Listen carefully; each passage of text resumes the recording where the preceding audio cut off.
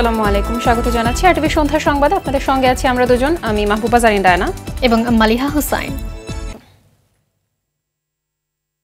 গুমের মতো ঘটনা থেকে নাগরিকদের সুরক্ষা দিতে আন্তর্জাতিক কনভেনশনে অন্তর্ভুক্তির চুক্তিতে স্বাক্ষর করেছে বাংলাদেশ। সকালে রাষ্ট্রীয় অতিথি ভবন যমুনায় উপদেষ্টা পরিষদের সভায় প্রধান উপদেষ্টা ডক্টর মোহাম্মদ ইউনূস এই চুক্তি সইয়ের পর বলেন, এটি একটি ঐতিহাসিক উপলক্ষ। আন্তর্জাতিক গুম প্রতিরোধ দিবসের একদিন আগে চুক্তিটি হলো। এছাড়া কালো টাকা সাদা করার সুযোগ বন্ধের সিদ্ধান্ত নিয়েছে অন্তর্বর্তীকালীন সরকার। মাদুর রহমান রুবেল জানাচ্ছেন বিস্তারিত। রাজনৈতিক মতের অমিলের কারণে গত 15 বছরে স্বৈরাচার শেখ হাসিনার শাসনামলে ঘটেছে অসংখ্য গুমের ঘটনা। গুম হওয়া পরিবারের কান্না দেখারও যেন কেউ ছিল না। গণ অভ্যুত্থানের মুখে ক্ষমতা ছেড়ে শেখ হাসিনা ভারতে পালিয়ে যাওয়ার পর বেঁচে ফিরেছে গুম হওয়াদের অনেকে। এমন প্রেক্ষাপটে আন্তর্জাতিক গুম প্রতিরোধ দিবসের আগের দিন সুখবর দিল অন্তর্বর্তীকালীন সরকার। উপদেষ্টা পরিষদের সভায় জাতিসংঘের গুম বিরোধী আন্তর্জাতিক সনদে সই করল বাংলাদেশ। বিশ্বের 75তম দেশ হিসেবে এই সনদে স্বাক্ষর করল বাংলাদেশ। শেখ হাসিনার 15 বছরের দীর্ঘ স্বৈরাচারী শাসনামলে নিরাপত্তা বাহিনীর দ্বারা জোরপূর্বক প্রতিটি গুমের ঘটনা তদন্তে 5 সদস্যের কমিশন গঠনের কথা জানিয়েছে সরকার। সভা শেষে উপদেষ্টা সৈয়দা রেজওয়ানা হাসান জানান, গুম বন্ধের পাশাপাশি ন্যায় বিচার প্রতিষ্ঠা করা হবে। আমরা অনেকেই এরকম এনফোর্স ডিসঅ্যাপিয়ারেন্সের মুখোমুখি হয়েছি, আর যেন কেউ কখনো নিজের ক্ষমতা কুক্ষিগত করতে কোনো বাহিনীকে দিয়ে, কোনো পদ্ধতির মাধ্যমে কোনো নাগরিকদেরকে সরকার বিরোধিতা করা হচ্ছে, আইন শৃঙ্খলা পরিস্থিতি খারাপ করা হচ্ছে, ন্যাশনাল ইন্টারেস্টের বাইরে কাজ করা হচ্ছে, এসব বলে গুম করতে না পারে, তার জন্য এই কনভেনশনটা আমরা স্বাক্ষর করেছি এবং এইটার ব্যাপারে প্রয়োজনীয় আইনি সংস্কার আমরা গ্রহণ করব। কালো টাকা সাদা করার সুযোগ হিসেবে পরিচিত বহুল বিতর্কিত অনিবন্ধিত আয় বৈধ করার বিধান বন্ধ করারও সিদ্ধান্ত নিয়েছে অন্তর্বর্তীকালীন সরকার।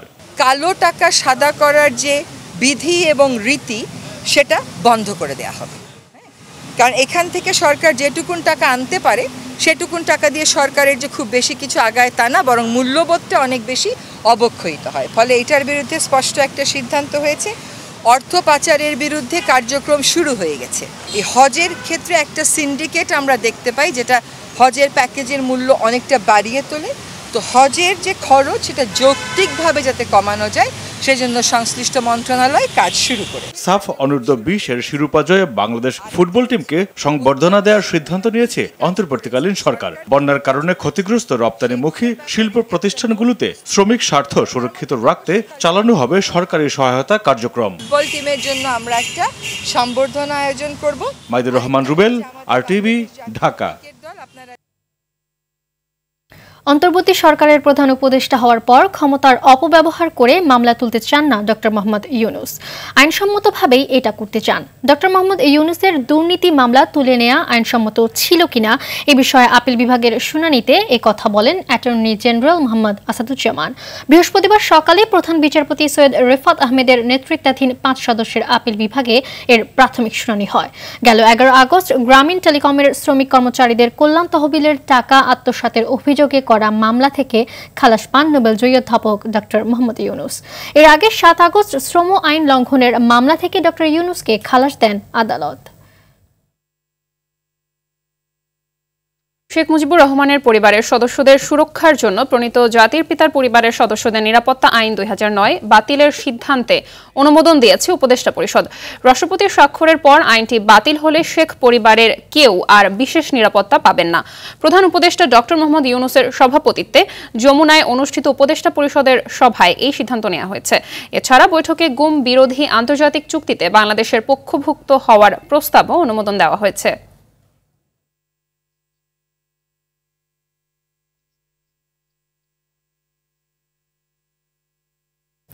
এবার জুলাই গণহত্যার ঘটনায় সাবেক প্রধানমন্ত্রী শেখ হাসিনা সহ 52 জনের বিরুদ্ধে আন্তর্জাতিক অপরাধ ট্রাইব্যুনালে অভিযোগ দাখিল করা হয়েছে। গণহত্যায় উস্কানি দেওয়ার জন্য 29 জ্যেষ্ঠ সাংবাদিককে অভিযুক্ত করা হয়। আইনজীবী MH গাজী তামিম বলেন, ছাত্র জনতার আন্দোলনে প্ররোচনা ও উস্কানি দিয়ে গুজব ও মিথ্যা সংবাদ ছড়িয়ে জাতিকে বিভ্রান্ত করায় এই অভিযোগ দায়ের করা হয়। অথর ইয়াসমিনের রিপোর্ট। গণ আন্দোলনে গেল 5 আগস্ট আওয়ামী লীগ সরকারের পতনের পর শ্যামলীর রিং রোডে বিজয় মিছিলে নেতৃত্ব দিচ্ছিল 17 বছরের নাসিব হাসান রিয়ান। মিছিলটি শ্যামলীর অ্যালায়েন্স হাসপাতালের সামনে আসলে পুলিশের গুলিতে নিহত হন সমন্বয়ক রিয়ান। আন্তর্জাতিক অপরাধ ট্রাইব্যুনালের তদন্ত সংস্থায় শেখ হাসিনা সহ 52 জনের বিরুদ্ধে অভিযোগ করেন। উস্কানি দিয়ে ছাত্রদের খুনের ঘটনায় সাবেক 8 মন্ত্রী প্রতিমন্ত্রী, আইন শৃঙ্খলা বাহিনীর সদস্য ছাড়াও জাফর ইকবাল, নিঝুম মজুমদার ও মেজবা কামালকে অভিযুক্ত করা হয়। অভিযুক্ত সাংবাদিকদের তালিকায় আছেন ইকবাল সোভান চৌধুরী, ফরিদা ইয়াসমিন, শ্যামল দত্ত, মোজাম্মেল বাবু, সাংবাদিক দম্পতি শাকিল রূপা, মুন্নি সাহা, জয় মামুন, নবরিতা চৌধুরী, মিথিলা ফারজানা সহ 29 জন জ্যেষ্ঠ সাংবাদিক। একাদশ শ্রেণীর রিয়ানের স্বপ্ন ছিল পাইলট হবার। সেই স্মৃতিচারণ করে তার বাবা গোলাম রাজ্জাক হত্যার জন্য ঘাতকদের শাস্তি দাবি করেন। যখন ব্রাশ ফায়ার করে তখন আমার ছেলে সামনে ছিল, তখন সে অন্যদের যখন গুলি করতেছিল তখন সে বলছিল তাদেরকে গুলি করেন, আমাকে গুলি করেন বলে, যখন যে বুকটা পেতে সামনে বলে আমাকে গুলি করেন বলে আমার ছেলে সম্মুখভাগে ছিল, তখন তাকে ডাইরেক্ট বুকের গুলি করে দিছে। আমি তার বাবা হিসেবে আমি যদি আজকের এই বিচারটা দাবি না করি তাহলে কাল কিয়ামতের ময়দানে আমাকে সে আসামির কাঠ করে দাঁড় করাবে। দুনিয়াতে আমি বিচারের জন্য আমার বাবা কোথাও ফরিয়াদ করিনি। আইনজীবী জানান, যারা শেখ হাসিনার সঙ্গে দেখা করে আশ্বাস দিয়ে গুজব ও মিথ্যাচার করেছিলেন, মামলায় সেই সব সাংবাদিকদের আসামি করা হয়েছে। এই মামলার বাদী তিনি প্রধানত উল্লেখ করেছেন যারা 3 আগস্ট 2024 তারিখে বেশ কিছু সাংবাদিক এবং সাংবাদিক নেতৃবৃন্দ তৎকালীন প্রধানমন্ত্রীর সঙ্গে দেখা করে মানবতা বিরোধী অপরাধ এবং গণহত্যা যে চলছিল তখন সারা দেশে, সেটার সাথে একাত্মতা ঘোষণা করেন এবং সেটি চালিয়ে যাওয়ার ব্যাপারে প্রধানমন্ত্রীকে উৎসাহ প্রদান করেন। শেখ হাসিনার বিরুদ্ধে গত 13 আগস্ট রাজধানীর মোহাম্মদপুর থানায় প্রথম হত্যা মামলা হয়। ক্ষমতাচ্যুত প্রধানমন্ত্রীর বিরুদ্ধে এ পর্যন্ত 100টি হত্যা মামলা করা হয়েছে। 15 জুলাই 2024 থেকে 5 আগস্ট 2024 পর্যন্ত এই সকল ঘটনা বাংলাদেশের যেখানে যা ঘটেছে সকল ঘটনাই এখান থেকে উস্কানি হয়েছে এবং এখান থেকে অধরা ইয়াসমিন, RTV, ঢাকা। এদিকে ব্রাহ্মণবাড়িয়ার সাবেক প্রধানমন্ত্রী শেখ হাসিনা সহ 54 জনের নাম উল্লেখ করে একটি হত্যা মামলা হয়েছে। মামলায় অজ্ঞাত আরও 200 থেকে 300 জনকে আসামি করা হয়েছে। বুধবার সদর উপজেলার সহিলপুরের বাবুল মিয়া বাদী হয়ে তার ভাই জহিরুল ইসলামকে হত্যার অভিযোগে এই মামলাটি করেন। এতে সাবেক মন্ত্রী ওবায়দুল মুক্তাদির চৌধুরী, আনিসুল হক, আসাদুজ্জামান খান কামালকেও আসামি করা হয়েছে। এদিকে চাঁদপুরে সাবেক মন্ত্রী দীপুমণি সহ 600 জনকে আসামি করে মামলা হয়েছে।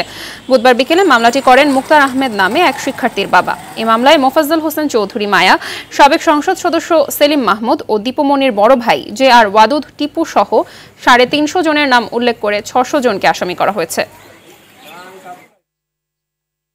শ্বেতপত্র কমিটি দুর্নীতি ধরবে না, বরং অতীতের দুর্নীতির মাত্রা তুলে ধরে আগামীতে যেন সুযোগ না থাকে সেই রূপরেখা তুলে ধরবে।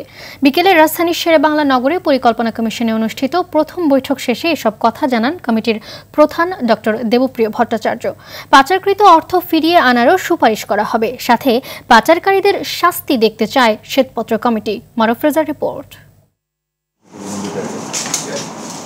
অনিয়ম দূর করে অর্থনীতিকে স্থিতিশীল করার কৌশলগত উদ্যোগের অংশ হিসেবে শ্বেতপত্র প্রকাশের সিদ্ধান্ত নেয় অন্তর্বর্তীকালীন সরকার। কর্মপরিকল্পনা ঠিক করতে পরিকল্পনা কমিশনে প্রথম বৈঠকে বসেন কমিটির 12 সদস্য। বৈঠক শেষে কমিটির প্রধান দেবপ্রিয় ভট্টাচার্য কর্মপরিধি সম্পর্কে ধারণা দেন। এই মুহূর্তে চ্যালেঞ্জগুলোকে চিহ্নিত করা, প্রতিবন্ধকতাগুলোকে অনুধাবন করা এবং পরবর্তী পদক্ষেপগুলোকে ওনারা যদি রূপায়ণ করতে চান, তাহলে প্রথমে বোঝা দরকার কোন ভিত্তিভূমির উপরে ওনারা দাঁড়িয়ে আছেন। আমাদের মূল কাজটা হলো এই ভিত্তিভূমিটাকে নিরূপণ করা, মূল্যায়ন করা এবং তথ্য উপাত্ত দিয়ে এটাকে উপস্থিত করা। অনেকের কাছে কেমন একটা ধারণা হয়েছে যে এই কমিটি বোধহয় দুর্নীতি ধরার কমিটি। এইটা দুর্নীতি ধরার কমিটি না, এইটা হলো দুর্নীতি কেন হয়েছে এবং দুর্নীতির মাত্রাটা কী সেটা বলবে, কিন্তু কে দুর্নীতি করেছে, কি কেন করেছে এইটা বলার আমাদের দায়িত্ব না। এটা করার জন্য সরকারের নিজস্ব প্রতিষ্ঠান আছে। শ্বেতপত্র কমিটির কাজের 3টি উপায় তুলে ধরেন এই অর্থনীতিবিদ। অতীতের মতো ভবিষ্যতে যেন দেশের টাকা পাচার হতে না পারে সেদিকে নজর থাকবে তাদের। ওইটা আনার ক্ষেত্রে যে আইনানুগ যে সমস্ত চুক্তি থাকে সব দেশের সাথে আমাদের সেই চুক্তিগুলো যথোপযুক্তভাবে নেই। তৃতীয়ত হলো ওই চুক্তিগুলোকে কার্যকর করে ব্যবহার করার জন্য আইনজীবী থেকে আরম্ভ করে আর্থিক খাতের বিশেষজ্ঞ থেকে ইত্যাদির সেই দক্ষতাটা অনেক ক্ষেত্রে আমাদের নেই। খুবই গুরুত্বপূর্ণ হলো আর যেন কোনোদিন এগুলি না হয়, এই লোকগুলো যেন শাস্তি পায় টাকা পাই বা না পাই লোকগুলোকে শাস্তি পেতে হবে, সেইটার ব্যবস্থা করতে হবে। ওনারা যে অনেকে জেলে আছে এটা সেইটারই অংশ হয়তো সম্ভবত। অংশীজনের সঙ্গে পরামর্শ ও মতবিনিময় করে 90 দিনের মধ্যে অন্তর্বর্তী সরকারের প্রধান উপদেষ্টার কাছে প্রতিবেদন জমা দিতে চায় শ্বেতপত্র কমিটি। নির্বাহী পরিচালক মারুফ রেজা, RTV, ঢাকা।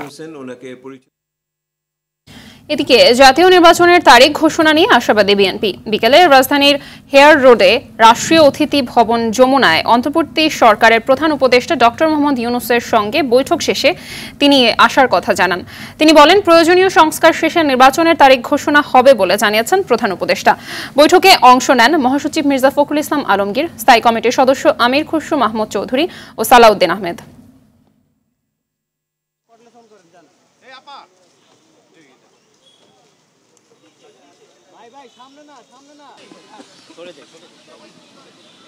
ফলপ্রসূ আলোচনা হয়েছে এবং আমরা অত্যন্ত আশাবাদী হয়েছি যে এই অন্তর্বর্তীকালীন সরকার যার নেতৃত্বে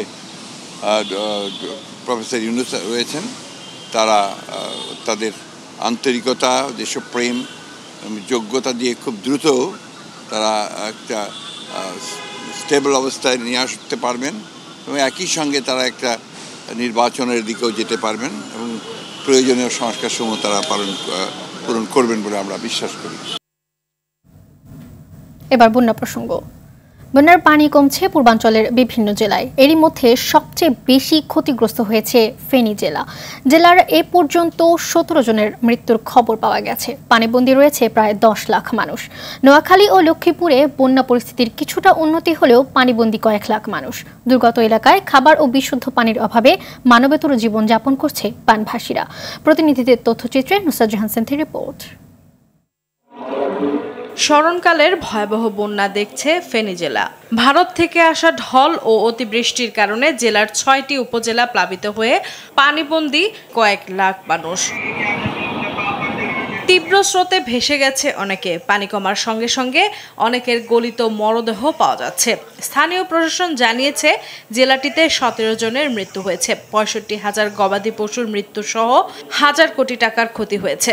অনেক বাড়িতে অনেকজন গৃহবন্দী হয়ে আছে, ওরা মনে করেন কোনো দিকে পানির জন্য যাইতে পারতেছে না। লোকজনকে সেবার উদ্দেশ্যে এখানে মেডিকেল টিমের কার্যক্রম সক্রিয়ভাবে চালিয়ে যাচ্ছি। নোয়াখালীতে এখনো পানিবন্দী কয়েক লাখ মানুষ। প্রত্যন্ত এলাকায় ত্রাণ না পেয়ে পরিবার নিয়ে খেয়ে না খেয়ে দিন কাটাচ্ছে অনেকে। আমাদের ঘর দরজা সবকিছু মানে ডুবে গেছে, আমাদের বাড়িঘর সব ডুবে গেছে। লক্ষ্মীপুরে বানের পানিতে ভাসছে 7 লাখ মানুষের ঘরবাড়ি। রাস্তাঘাট, ফসলের ক্ষেতে পানি থই থই করছে। খাবার সংকটের পাশাপাশি দুর্গত এলাকায় দেখা দিয়েছে পানিবাহিত নানা রোগ। কুমিল্লার বিভিন্ন উপজেলায় পানিবন্দী কয়েক লাখ মানুষ। ব্রাহ্মণবাড়িয়ায় পানি কমতে থাকায় ভেসে উঠছে ক্ষতের চিহ্ন।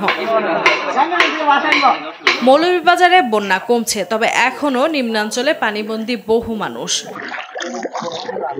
এদিকে মৌসুমের সর্বোচ্চ 20 ঘন্টার ভারী বৃষ্টিপাতে তলিয়ে গেছে নড়াইল শহর। সীমাহীন দুর্ভোগে পড়েছে পৌরবাসী। নুসরাত জাহান সিন্থি, RTV। বন্যা দুর্গত 11 জেলায় মৃতের সংখ্যা বেড়ে 52 জনে দাঁড়িয়েছে বলে জানিয়েছেন দুর্যোগ ব্যবস্থাপনা ও ত্রাণ মন্ত্রণালয়ের অতিরিক্ত সচিব KM আলী রেজা। সেই সঙ্গে সিলেট জেলার বন্যা পরিস্থিতির সার্বিক উন্নতি হয়েছে বলেও তিনি জানান। দুপুরে সচিবালয় এক প্রেস ব্রিফিংয়ে অতিরিক্ত সচিব এই কথা জানান। KM আলী রেজা জানান, বৃহস্পতিবার দুপুর পর্যন্ত বন্যায় ক্ষতিগ্রস্ত লোক 54,80,463 জন। পানিবন্দী রয়েছে 10,72,579টি পরিবার। সিলেট জেলা থেকে পাওয়া আজকের তথ্যানুযায়ী বন্যা পরিস্থিতির সার্বিক উন্নতি হয়েছে বলেও জানান তিনি। সিলেট এবং হবিগঞ্জের অবস্থার উন্নতি হয়েছে। সিলেটে কোনো আশ্রয়কেন্দ্র নেই, হবিগঞ্জে মাত্র 2টি আশ্রয়কেন্দ্র আছে, যেটি আগামীকাল পর্যন্ত আমরা জেনেছি যে সেটিতে আর কোনো কেউ থাকবে না। সুতরাং আগামীকালের ব্রিফিং থেকে আমরা সিলেট এবং হবিগঞ্জ জেলা দুটোকে বাদ দিতে পারবো। আগামী ৪৮ ঘন্টায় দেশের কোনো জায়গা বন্যা কবলিত হওয়ার সম্ভাবনা নেই বলে জানিয়েছেন বন্যা পূর্বাভাস ও সতর্কীকরণ কেন্দ্রের উপবিভাগীয় প্রকৌশলী মেহেদী হাসান। দুপুরে রাজধানীর পানি ভবনে সাংবাদিকদের তিনি এসব কথা জানান। বলেন, দেশের সকল প্রধান নদ নদীর পানি বিপদসীমার নিচ দিয়ে প্রবাহিত হচ্ছে। আগামী ৪৮ ঘন্টায় দেশের কোনো জায়গায় ভারী বৃষ্টিপাতের সম্ভাবনাও নেই। এতে করে বন্যা পরিস্থিতি আরও উন্নতি হবে। সকল জায়গায় নদ নদী পানির সমতল হ্রাস পাচ্ছে এবং উজানে এবং দেশের অভ্যন্তরে ভারী বৃষ্টিপাতের পূর্বাভাস আগামী ৪৮ ঘন্টায় নেই এবং উজানে এবং দেশের অভ্যন্তরে সব জায়গাতেই আগামী ৪৮ ঘন্টায় নদ নদীর পানির সমতল হ্রাস পাবে এবং সার্বিক একটা উন্নতি হবে। ধীরে নামছে ফেনী, নোয়াখালী সহ দেশের পূর্বাঞ্চলের বানের পানি। বিপ্লব পরবর্তী সময়ে দেশে যখন রাজনৈতিক সরকারের অস্তিত্ব নেই, তখন তরুণরাই দেখিয়েছে আশার আলো। সব মত পথের দূরত্ব ঘুচিয়ে সহযোগিতার হাত মিলেছে এক মোহনায়। সাধারণ মানুষের এই আবেগ কাজে লাগিয়ে বন্যার্তদের পুনর্বাসন করা সহজ হবে বলে মনে করেন বিশেষজ্ঞরা। মায়দুর রহমান রুবেল জানাচ্ছেন বিস্তারিত। দেশের পূর্বাঞ্চলে বন্যা কবলিত এলাকায় উৎকণ্ঠা এতটাই ছিল যেখানে এক ফোঁটা বৃষ্টি যেন এক সাগর জলের সমান। স্মরণকালের ভয়াবহ বন্যায় অর্ধকোটি মানুষ পানিবন্দী হলেও সব হারিয়ে আশ্রয় কেন্দ্রে ঠাঁই নিতে হয়েছিল কয়েক লাখ মানুষকে। বানের পানি নামতে শুরু করেছে। আশ্রয় কেন্দ্র থেকে ফিরে অনেকেই দেখেন বসত ভিটার অস্তিত্বই নেই। নতুন করে দেখা দিয়েছে খাদ্য সংকট। আশ্রয় কেন্দ্রে অভাব না থাকলেও দুর্গম এলাকায় ঠিকমতো পৌঁছানো যাচ্ছে না প্রয়োজনীয় খাবার। সমন্বয় হচ্ছে না এবং মানুষের আবেগ উৎসাহ প্রচণ্ড আছে, এটা খুব ভালো, কিন্তু এটাকে কাজে লাগাইতে হবে। এখন ধরেন টাঙ্গাইল থেকে ৩০,০০০ টাকার মাল নিয়ে ৫০,০০০ টাকা গাড়ি ভাড়া দিয়ে গিয়ে ফেনীর রাস্তার দুই পাশে দিয়ে আসা, এটা বন্ধ করতে হবে এবং সবাই যেন জানে এখানে আমার যেতে হবে, রাস্তা কোন দিক দিয়ে যেতে হবে, কোন জায়গায় গিয়ে পৌঁছাতে হবে। ওখানে ২৪ ঘন্টা লোক রাখতে হবে যারা জিনিসগুলো রিসিভ করবে এবং ব্যবস্থাপনা করবে। ইউনিয়ন দুর্যোগ ব্যবস্থাপনা কমিটি আছে, সেটাকে একটু রিঅর্গানাইজ করতে হবে। অপর্যাপ্ত ত্রাণ সহায়তার কারণে খাবারের চেয়ে বেশি সংকট এখন বিশুদ্ধ পানির। বিশেষজ্ঞরা মনে করেন দ্রুত টিউবওয়েলের পানি খাবার উপযোগী করার ব্যবস্থাই সমাধান। আমাদের পানির প্রতি খুবই নজর দিতে হবে, কারণ সব কিছুতে আমার পানি লাগছে। ওয়াটার পিউরিফাইং ট্যাবলেট কোনো সমাধান না, কারণ ওয়াটার পিউরিফাইং ট্যাবলেট দিয়ে পানি পরিষ্কার করার পরেও ওই পানি আপনি খেতে পারবেন না, কেউ খায় না পানিটা। শিশুরা তো খাবে না, তো একটা কটু গন্ধ হয়। মানুষের গোসলের জন্য পানি দরকার, কিন্তু এই বোতলের পানি দিয়ে তো গোসল হবে না, রান্না হবে না, খাওয়াটা হবে। কিন্তু এটা আমাদের এখন সময় আসছে যে ওইখানকার পানিটাই ব্যবহার করা। অন্যকে দোষারোপ না করে ভবিষ্যতে কিভাবে বন্যার ক্ষতি কমিয়ে আনা যায় সেই ব্যবস্থা নিতে না পারলে সমাধান মিলবে না বলেও মনে করেন এই বিশেষজ্ঞ। নদীর কোনো একটা স্টেশনের পানি উচ্চতা বাড়ছে কমছে, এটা দিয়ে কিন্তু একটা মানুষ বোঝে না যে তার কি ক্ষতি হবে। বন্যা সতর্কীকরণ কেন্দ্র যদি 7 দিন বা 5 দিন বা 3 দিন আগে দিতে পারে, তাহলে 3 দিন আগে আমরা বলতে পারবো এখানে কতটুকু পানির উচ্চতা হবে, কত সময় থাকবে, কত গতিতে যাবে। তখন মানুষ কিন্তু বুঝতে পারবে আসলে। তাহলে আমাদের প্রস্তুতি থাকলে যেটা হবে যে ক্ষয়ক্ষতি কিন্তু কমানো যায়। আর যদি আমি জানি যে কেন পানি নামছে না, তাহলে পানি নামবে না এরকম স্থাপনা আমরা আর ভবিষ্যতে কম করে আমাদের ডেভেলপমেন্ট উন্নয়নের কথা চিন্তা করি। দ্রুত এবং পরিকল্পিত ব্যবস্থাপনায় পারে এই দুর্যোগ থেকে উত্তরণ ও বানবাসীদের ঘুরে দাঁড়ানোর পথ তৈরি করতে। মাইদুর রহমান রুবেল, আরটিভি, ঢাকা। হিমালয়ের দেশে ইতিহাস করে সাফ অনূর্ধ্ব 20 চ্যাম্পিয়নশিপের শিরোপা হাতে ঢাকায় ফিরেছে বাংলাদেশের যুবারা। বৃহস্পতিবার বিকেল 4:30টায় শাহজালাল আন্তর্জাতিক বিমানবন্দরে পা রাখে সাফ জয়ীরা। চ্যাম্পিয়নদের ফুল দিয়ে বরণ করে নেন বাফুফে কর্মকর্তারা। এরপর সংবাদ সম্মেলনে কোচ মারুফুল হক জানান নিজের পরবর্তী লক্ষ্যের কথা, তবে এমন অর্জনের পর থামতে চান না পিয়াস আহমেদ নোভারা।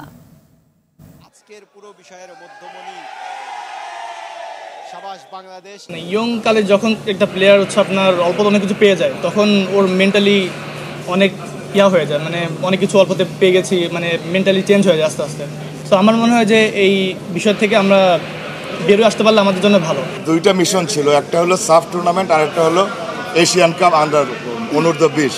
দুইটাকে নিয়েই আমার টার্গেট ছিল, যেহেতু একটা অলরেডি আমরা ডান করেছি এবং ওটাও কিন্তু আমার ইনিশিয়ালি টার্গেট ছিল আমরা এনি হাউ ফাইনাল রাউন্ডে কোয়ালিফাই করব এবং সেটার জন্য আমাদের প্লেয়াররাও রেডি আছে, আমরাও রেডি আছি। ইনশাল্লাহ আমরা শুরু করব কোয়ালিফাইং এর মিশন। বৈষম্য বিরোধী ছাত্র আন্দোলন থেকে গণ আন্দোলন এবং শাপলা চত্বরের হত্যাকাণ্ড নিয়ে জাতিসংঘের প্রতিনিধি দলের সঙ্গে বৈঠক করেছেন বাংলাদেশ জামায়াতে ইসলামী।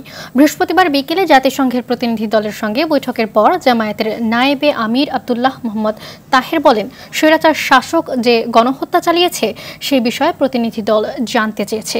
আরও বলেন, আন্তর্জাতিক ট্রাইব্যুনালের মাধ্যমে যেন হত্যাকাণ্ডের বিচার হয় এবং প্রয়োজনে আইন সংশোধন করতে হলে সেটিও যেন করা হয়, এই মর্মে অনুরোধ জানানো হয়েছে। তাদের এটা মূলত ফ্যাক্টস ফাইন্ডিং টিম। এরপরে আরেকটা টিম আসবে যারা বিভিন্ন ক্রাইমসের, হত্যাকাণ্ডের ইত্যাদি বিষয়ে কিভাবে বিচার হবে, সরকারকে সহযোগিতা করবেন, সেই টিম পরে আসবে। বিগত স্বৈরাচারী সরকারের এই দেশের উপরে, এই দেশের জনগণের উপরে যে নানাবিধ অত্যাচার করেছে, হত্যাকাণ্ড ঘটিয়েছে, সেগুলোর উপরেই তারা আমাদের কাছে জানতে চেয়েছিলেন, আমরা সে তথ্য দিয়েছি। চতুর্থ দফায় বাড্ডা থানার এক হত্যা মামলায় 5 দিন করে রিমান্ড দেওয়া হয়েছে সালমান এফ রহমান ও আনিসুল হককে।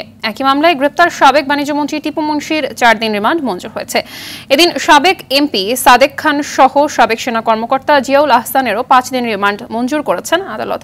এদিকে দুদকের আবেদনের প্রেক্ষিতে আওয়ামী লীগ সরকারের 8 মন্ত্রী ও 6 সংসদ সদস্যের দেশ ত্যাগে নিষেধাজ্ঞা জারি হয়েছে। বিস্তারিত সুমন তানভীরের প্রতিবেদনে।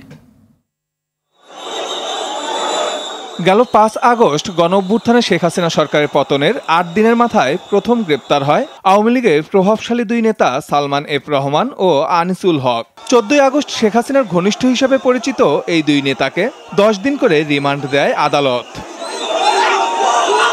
আদালতে হাজিরের সময় জনরোষে পড়ে এসব নেতারা। ফলে চতুর্থ দফা রিমান্ড আবেদনে জনরোষ এড়াতে বৃহস্পতিবার ভোরে আদালতে নিয়ে আসা হয় এই 2 আসামিকে। বাড্ডা থানার সুমন শিকদার নামে এক যুবক হত্যা মামলায় 10 দিনের রিমান্ড আবেদনের পর তাদেরকে 5 দিন করে রিমান্ড মঞ্জুর করে আদালত।